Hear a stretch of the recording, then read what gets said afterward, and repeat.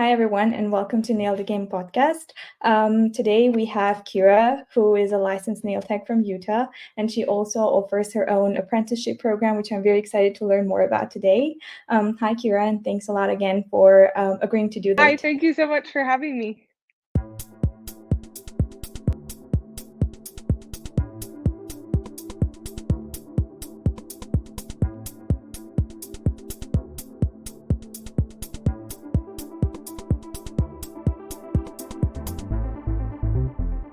Great. I would love to start to learn more about how did you decide to become a nail tech in the first place, how your journey started, what inspired you to kind of pursue this career.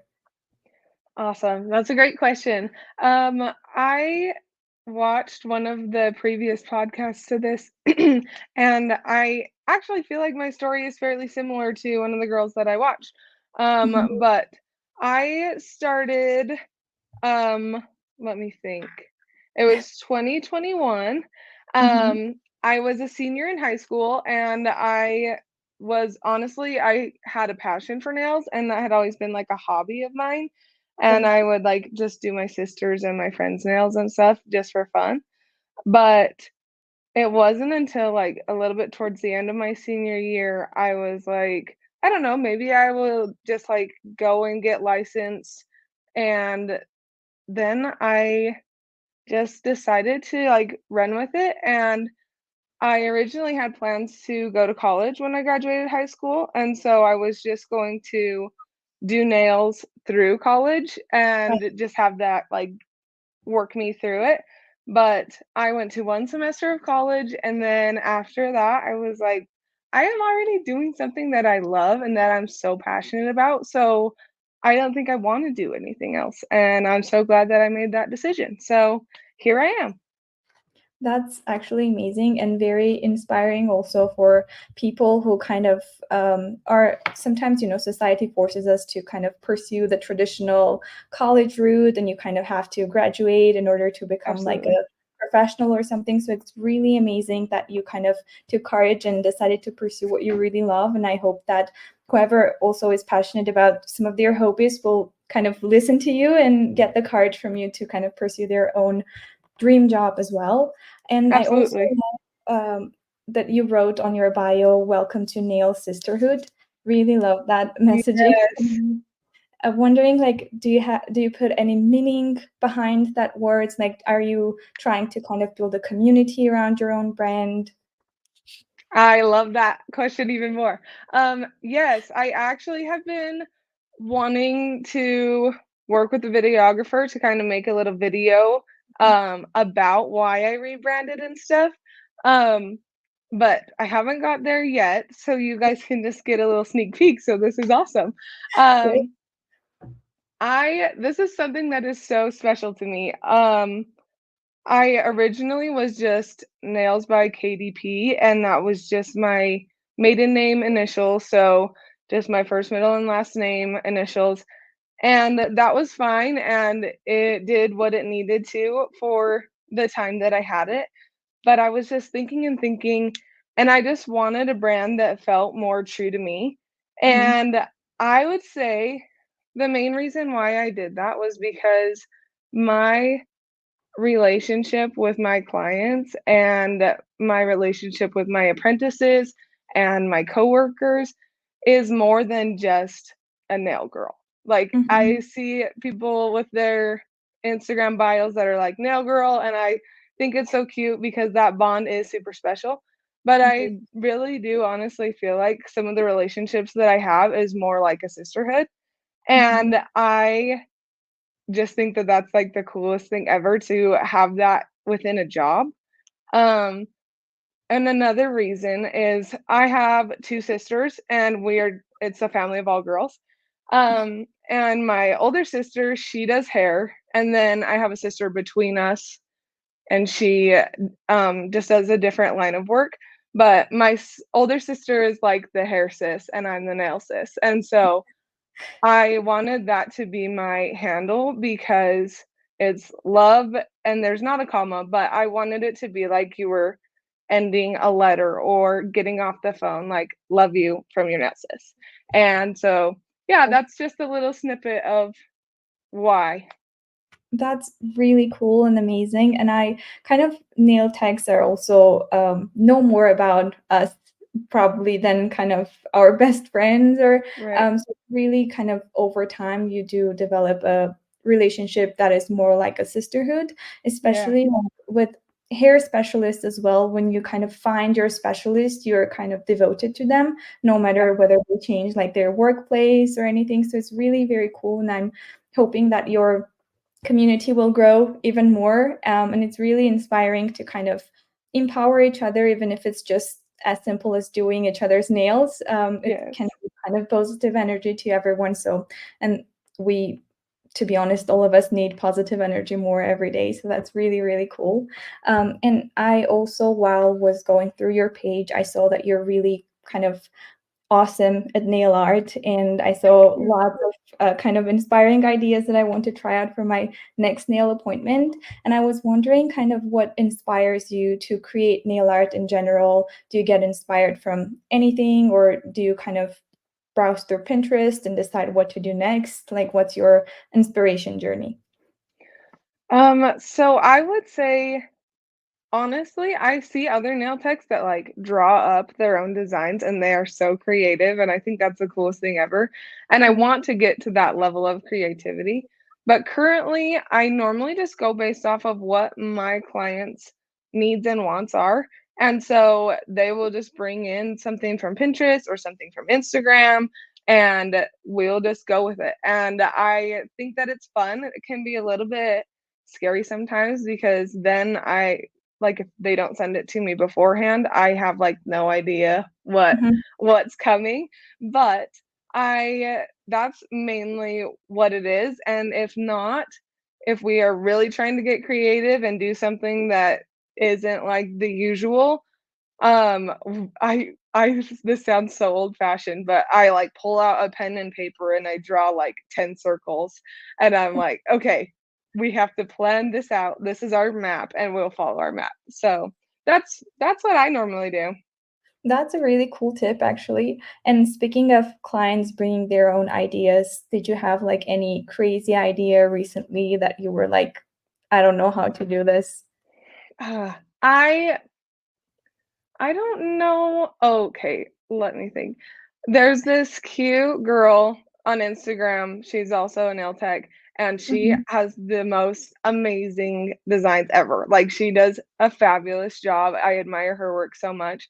And my sister actually brought in one of her pictures one time, and I had been seeing these and was like, I would love to try to recreate it. But when she brought it in, I was like, I think I can do this. And I totally gave it my best go, and I was honestly happy with the results, mhm, but it was, like, it took way more time than I expected, it was, like, way harder than I mhm, expected, and honestly, it just made me, like, gain respect for her because I was like, "That is so impressive," and then I was like, "Okay, well, there's some things that I have, found within myself that I could work on personally to either at least be quicker at the nail art or to improve it in general." So, just like different challenging things, and maybe some things don't look challenging, but if mhm. you're a nail tech, you know that some people will come in and be like, "This looks simple, right?" And you're like, No. no." But yeah. Yeah, I know. And thinking, like talking about clients, I'm sure you kind of have clients also that are not that decisive, like they don't know what color to choose or nail art or anything. Do you have any kind of strategies to go around and make them choose faster because your time is also kind of limited with them? Right. Yes. So I would say personally, it depends on if the client's been coming to me for a long time or not. Mhm, Because if they've been coming to me for a long time, I'm like, okay, well, I know that you're a pink girl. So these are safe colors. Let's go with one of these. Or mhm, if I know that the client is more like wants more bright colors and is a little more adventurous, then I'll be like, okay, here are all my newest bright colors, and you can like check those out. And normally, when people hear like, oh, these are your new ones, like I want to pick the new ones. I want to pick the ones that we haven't done before. So I would say that for one. And then if that's for like if they're a solid colored client. But if I was doing someone that was a nail art client and they didn't know what to do, um, sometimes I feel creative enough to kind of just freestyle if they are comfortable with that. Mhm, But other times, I honestly just when you can save things on Instagram, it gives you I don't know if this makes sense, but, like, you can put it into different folders, and so I have, like, a folder that is labeled "Nails I have to do" because I'm like, "These are so cool, I have to do these," and so sometimes I will pull out that folder and I will be like, "Just look through these and see if any of those, like, grab your mhm. attention, and we can go from there," you know? So, those are my couple ideas for that. That's actually a great tip. It's kind of a saved collection of pictures and nail art on Instagram, which Yeah. can actually help the client a lot as well. So thanks for the tip.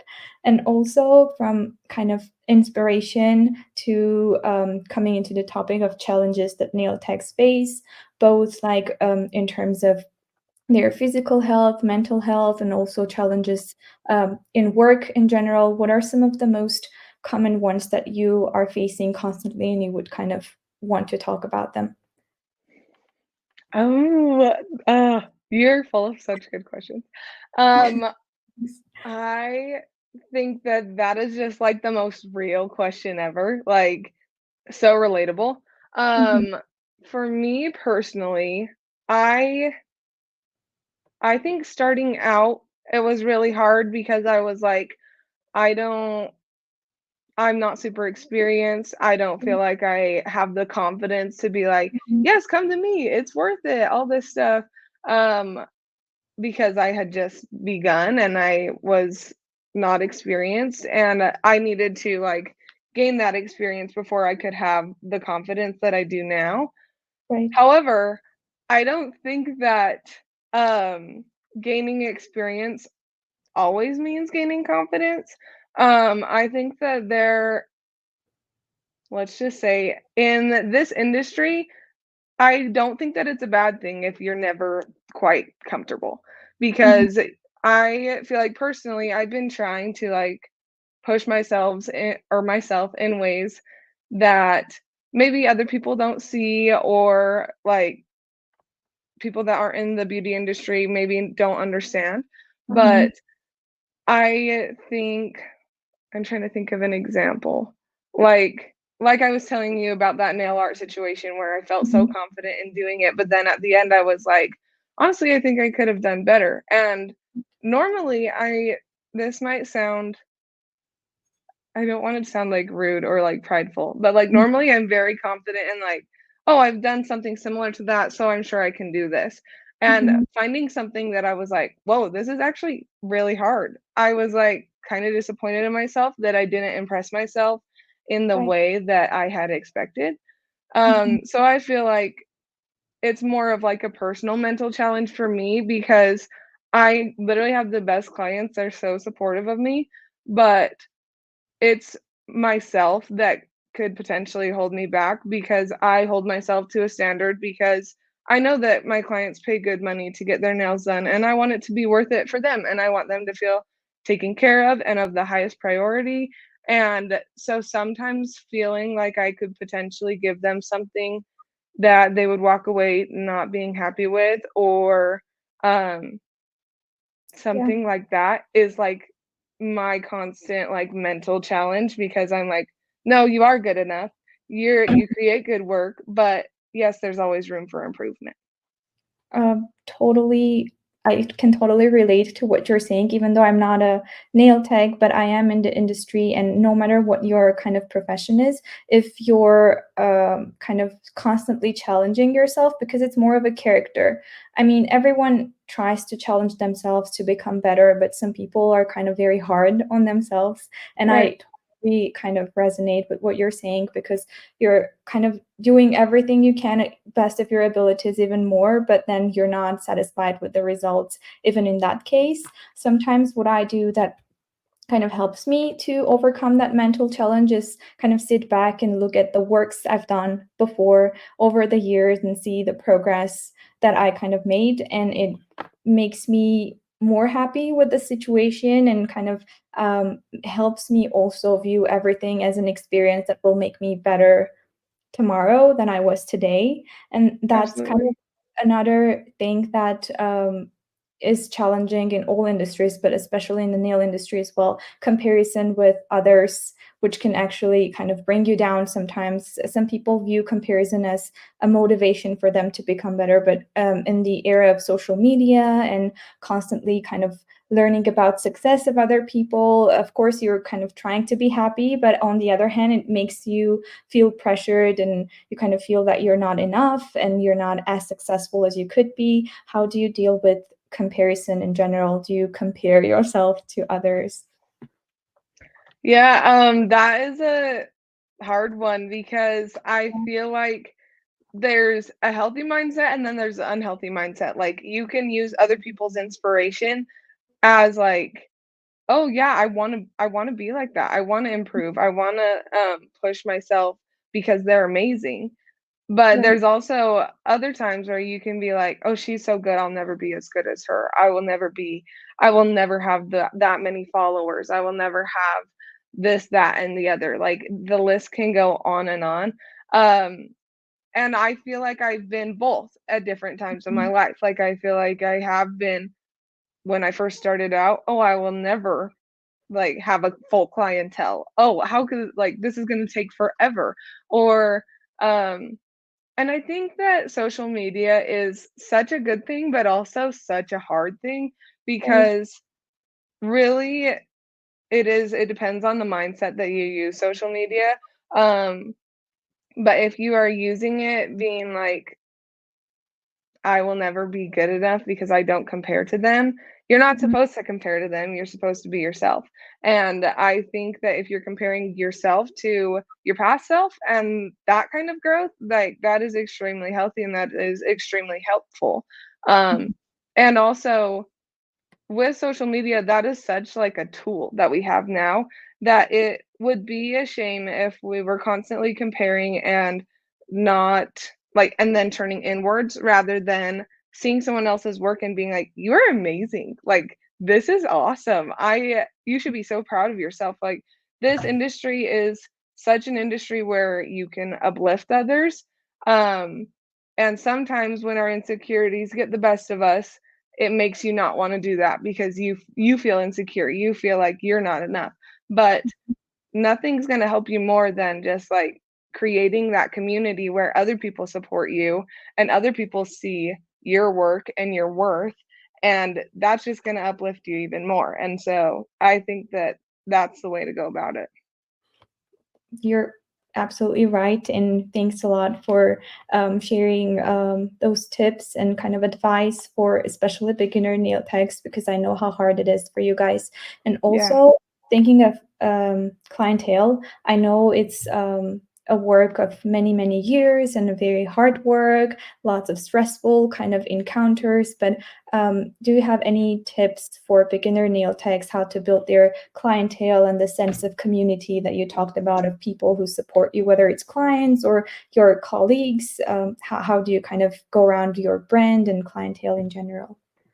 Yeah, so I the salon that I work out right now, it's called Journey Salon and Suites, and I have been there ever since I moved away from home. So coming up on 3 years of being there, Mhm. and I actually feel like I have the craziest story when it comes to building a clientele, and maybe this is dramatic, but when I first moved out there, I think I started the end of September, and so kind of going into the end of the year, Mhm. and I had moved from my hometown that was 3 hours away, and so it was seriously like, "Clean start.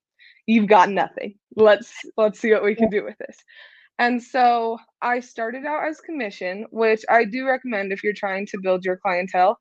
It is hard at first because you're only making like a percentage of what you're actually bringing in, but your Right. product and your space is provided for you. So that that is really helpful. And you also get to be on the salon's website. So you have like a greater reach than you do just on your personal Instagram or whatever. So yeah, Right. I started out in September and I got some weird, I don't even know what happened. We never figured out what was wrong, but we're thinking it was some kind of infection. I got super sick and I had literally been working for like maybe a week or two.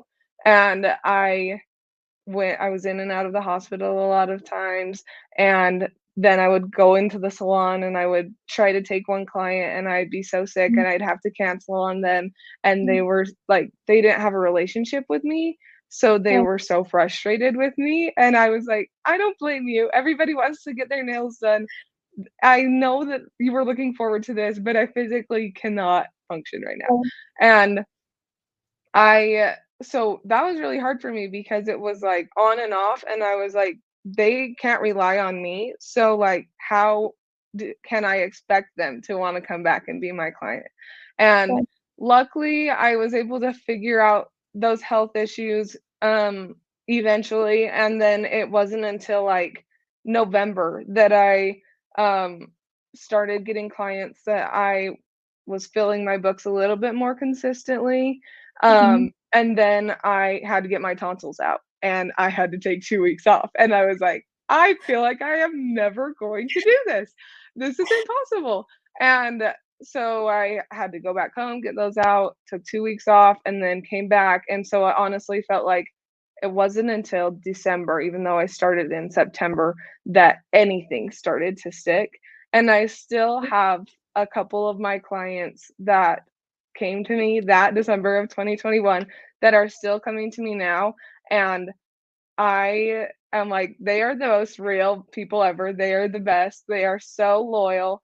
And I appreciate that so much. And so I just think, as far as building a clientele, um, it can be really hard because there are things that outside of work that also affect your Right. clientele. And so um I just think having the mindset of like, I can only control what I can control. And then the other things, like, I can't control if I get sick. I can't control if I have to leave for 2 weeks. Those things, at least under certain circumstances, you can't control. And so I think not getting down on yourself with that part, but just being like, okay, as soon as I get back, I'm going to do this and this and this. And I also think that when you're starting to build your clientele, Mhm. it's so important for you to take every first appointment, and that is literally like your first impression of them and their first impression of you. So treat them like the queens that they are and take care of them, because that's what nails is all about. Like, we don't need our nails done, but we do. And because we need to be taken care of and we need to feel beautiful. And so I think that that's another thing is like, when you're building your clients want to come and feel uplifted. So try to be that person for them. And eventually you get to the point with your clientele that you are comfortable enough with each other that you guys both understand each other. You both can lift each other up. And just creating a safe space where they want to be is, I think, the most important. And then once you establish that bond with them, they want to keep coming back to you. They want to be loyal to you. And so I would say that. And then if you ever have openings, just consistently be posting on your Instagram and then posting those um openings on your story so that you can get those filled, because more and more people will come. It just takes time.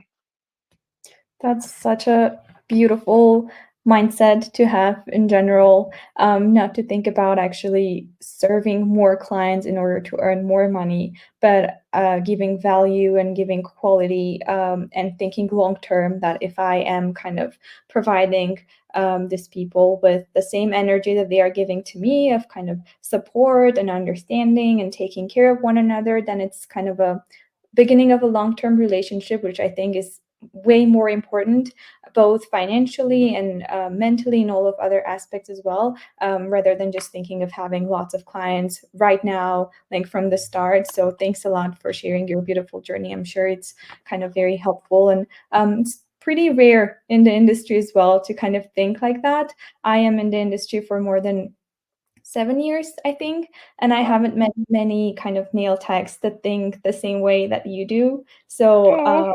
really, really beautiful mindset, and I hope that like your sisterhood will grow even more, and you'll inspire ever more nail techs to kind of think the same way that you do.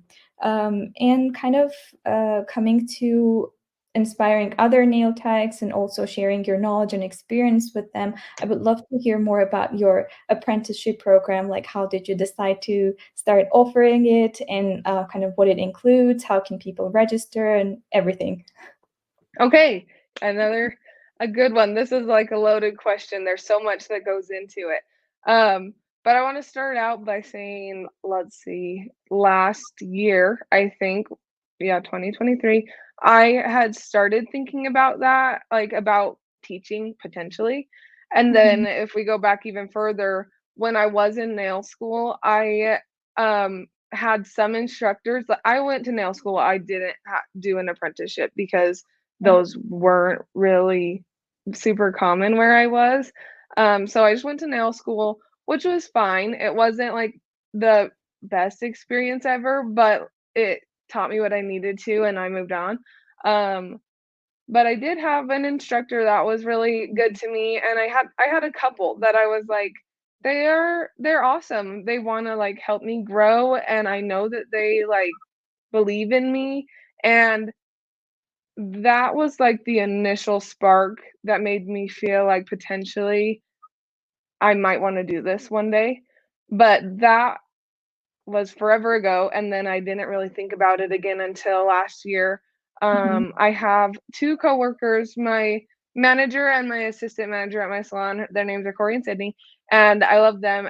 I They started taking apprentices last year, mhm, August of last year, and I saw them and I saw their apprentices, and I got to create a relationship with some of their apprentices, and they would come and shadow me every once in a while just to get a look at like a different way of doing things and stuff. And they were the cutest girls ever. And this like almost makes me emotional because I when they would come and sit by me, they were like, "You are so amazing." Like, the way that you explained that to me, that makes so much sense. That helps me so much. And they told me, they were like, "Kyra, you'd be a great teacher." And this is just coming from these students, but hearing that from them made me, like, think more about it and actually give it some careful consideration. And then after that, my manager and my assistant manager, they did encourage me to get my instructor's license, and they were like, "This would be a great opportunity for you to grow," and I was honestly not sure what I wanted to do at that point because I was like, "This is super cool, and this is something that I have wanted."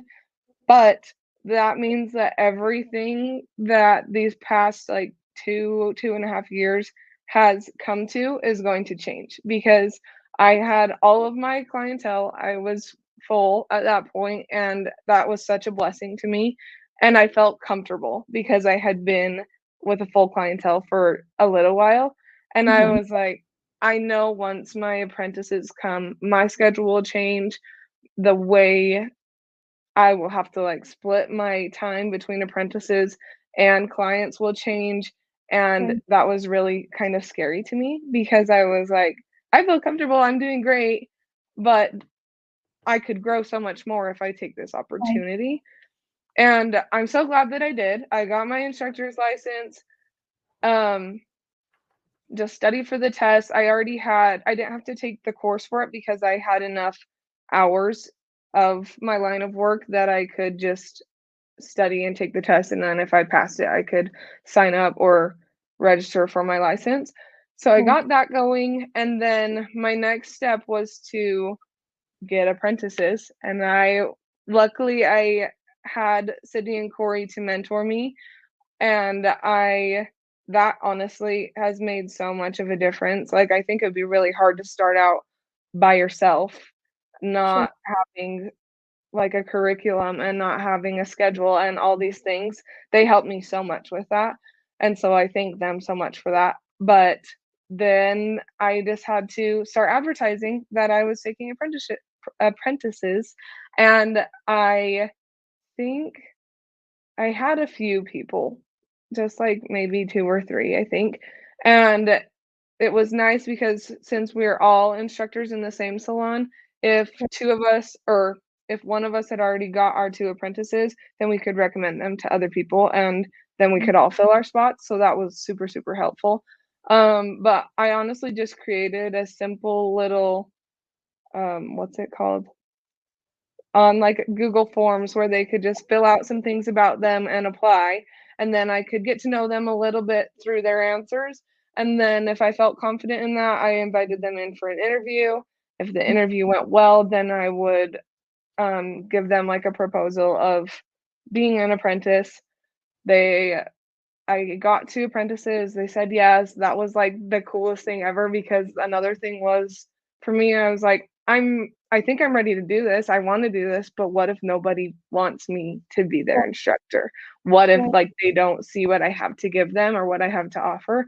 That was scary because it's like, I'm putting myself out there even though right. it'd be a lot easier to just keep doing my clients, you know? Mhm, And right. then I I had to start buying stuff for the kits. We do really awesome kits. They're valued at like $2,000, so it's gives them a head start um, to where when I was in nail school, I had like a very not great kit. It was just like cheap things, not very much product. And so Mhm, we try to give them a lot of different products to try. Like we do the hard gel, polygel, acrylic, structured gel, regular soft gel, all of the things, as well as all of the implements that you need and everything like that, your light, everything. So it's such an awesome kit. And that was honestly kind of like Christmas when I was ordering all that stuff. I was like, this isn't even for me, but I feel so excited right now. Um, so we did that. Um, and then we started into our program a month or two later. And it's such an interesting thing because each student learns differently and each student is at a different phase of life. So some people may um like you have to figure out how to communicate to them and you also have to figure out how to teach because like I said everybody learns in a different way, which I'm right. learning this now because I'm on my second round of apprentices and it feels better because I'm going into it with more knowledge and more confidence, but I'm also learning, "Oh, these 2 girls are completely different from these 2 girls that I had before," and all great things, I'm learning so much, but it stretches me as a teacher, as an instructor, because I have to figure out what is the best way to get through to them, what is the best way for them to understand, and how can I best be that for them, Mhm, which I feel like it takes a lot. Like, it's kind of, right, um, yeah, totally. it can be hard because I don't even know how to explain it. Um, but honestly, just they all need different things, and so you just have to do your best to be that, and then if you Mhm, don't have that, then you have to go and find that and learn that for yourself so that you mhm. can pass it on to them. I think it's a super cool experience, but it's definitely made me grow a lot more than I anticipated. Yeah, totally. And it's really amazing to hear about the start of your journey of giving your apprenticeship in general and having someone to kind of believe in you and encourage you to start something is very, very important. I personally Absolutely. kind of have a mentor as well while I was doing my master's degree, and Oh, cool. my mentor actually helped me so much with my career and like whatever idea, whether it was crazy, it was relatable or not relatable, he believed in it and kind of pushed me through it. So I totally kind of relate to you and your story, and it's very kind of we're very lucky to have someone who believes in us, even though it's not something that they have to do. And the whole Absolutely. that you kind of described, it's more of a mentorship and having that one person in your professional life that will actually guide you and not just give you just strict education, follow the rule book or anything, but actually Right. pair with real life advice and also being there for you, especially for the start. So it's really amazing opportunity for anyone to join your apprenticeship program and kind of to have you as their mentor, especially the things that you went through and the amazing journey that you had is truly can be very helpful, and you can definitely be that one person that pushes someone else to follow their dream of becoming a nail tech. And it's cool Absolutely. kind of decided to get out of your comfort zone and pursue the apprenticeship because as you said, if you don't kind of ditch whatever is very comfortable for you, you're not going to grow. Right. It's inspiring again in that matter as well because you kind of went outside of your comfort zone and decided to do something that you were not very sure about. But if you don't find the courage, you will never know what will Right. happen. Right. And I'm very happy that you decided to do that. And surely you will have lots of groups of apprentices in the future. And yeah, we'll definitely kind of look through your Instagram page and see your openings, and hopefully everyone kind of will not miss out on an opportunity to become your apprentice.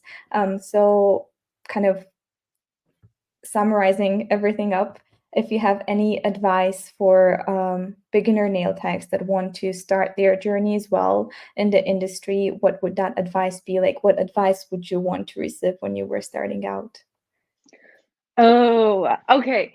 I would say, what advice would I want to receive when I was starting out?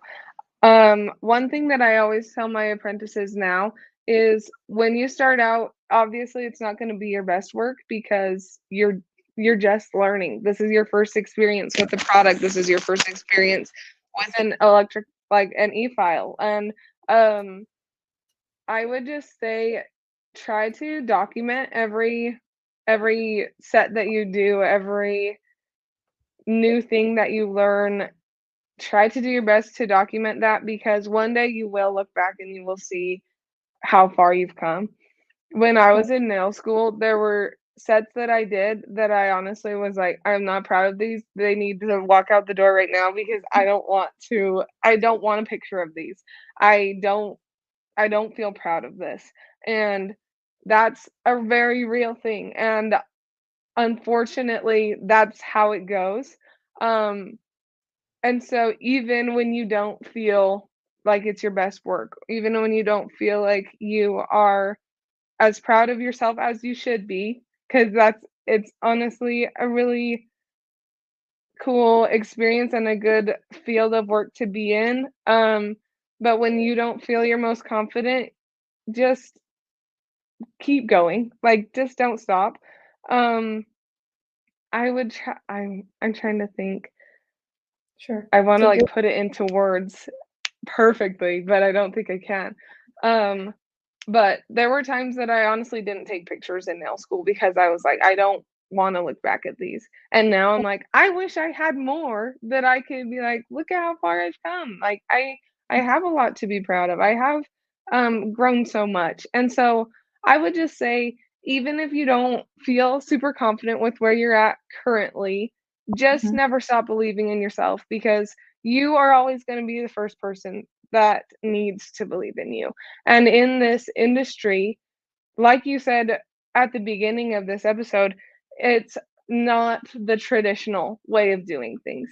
And so I would also say that if people don't think that this is a real job and people don't believe in you, it doesn't matter. Like if there is something that you are passionate about, then you pursue it. You do that for you.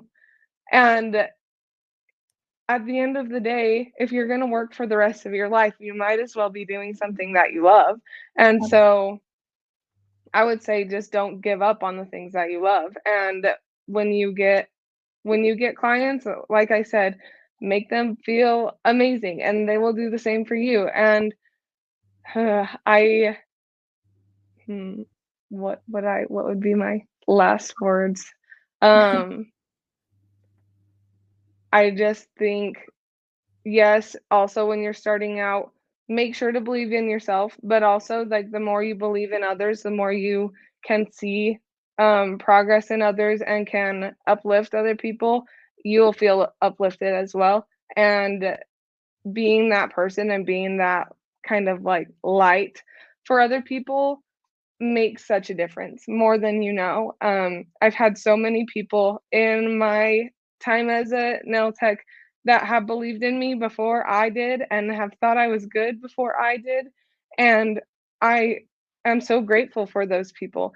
Um, so also be willing to reach out to other people if you don't feel super confident or if you don't know where to go next. Know who you can go to, because we need that kind of community in this industry. We need more of that because it doesn't need to be a competition, it doesn't need to be who's best. um, you get whatever you want out of your craft, and Right. as long as it's what you need and you can give to others what they need, then I think that you're winning. At the end of the day, it doesn't matter if you're the best. Right. First of all, you are amazing, and I'm so Thank glad you. that this podcast kind of gave me the opportunity to get connected to you. And secondly, I completely agree with the advice and the beautiful ending to this episode that you said. And at Nude Beauty, even though we kind of represent our own products and we're pretty much new in the industry, but we started out not just kind of giving out ads of buying our products because they're amazing, but we are trying to kind of build that community that you mentioned of nail techs feeling safe in the first place to share their stories and kind of uplift each other, and be there for one another. Hopefully in the future, if we grow, maybe we can start our own mentorship program, and in that case I would love to have you one of our mentors, Thank because you. you're truly very inspiring person, and a very cool nail tech. Thank So you. thank you a lot again for your time. This was very, very interesting and one of the most inspiring episodes we've had so far. So thanks a Thank lot. you. Thank you everyone who joined us and listened to the episode, and make sure to follow Kyra to kind of follow her amazing updates in the future, and we'll see you during the next episode.